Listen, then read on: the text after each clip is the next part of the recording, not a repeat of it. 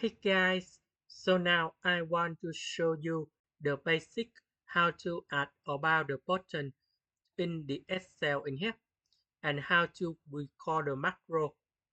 So the first thing I will go to the file. So in this one we go to options. Now we go to customize ribbon in here.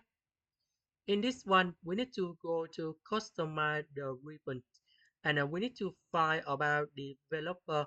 You need to select about the developer in here. Then we select OK. After we have this one, we go to developer. Now in this one, you want to insert about the button in here, and that is about this one. So I will put this location in here. Now in this one, I select about new, and in this one, you can see that you have VBA for edit the code when you want to edit the button in here. Now, if you want to rename the button, I will select about right mouse key. And now we need to edit the text. And in this one, I want to add. And that's the basic one. Now let's say I will have one table. For example, ID student,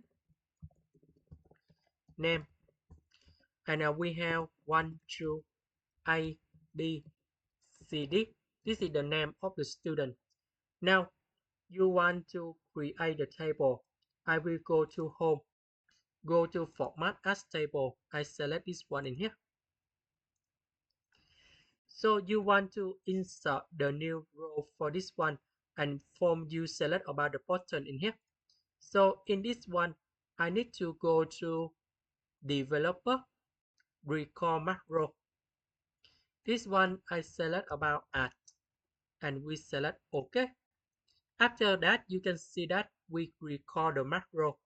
Now in this one, I highlight the bottom of the table.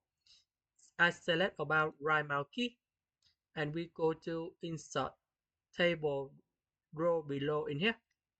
And in this one, you just insert the new row for the table and you can stop record in here. And that's it, the first step. Now the next one, you want to assign the macro for the button in here. So I will select right mouse key. You can see that we have assign macro.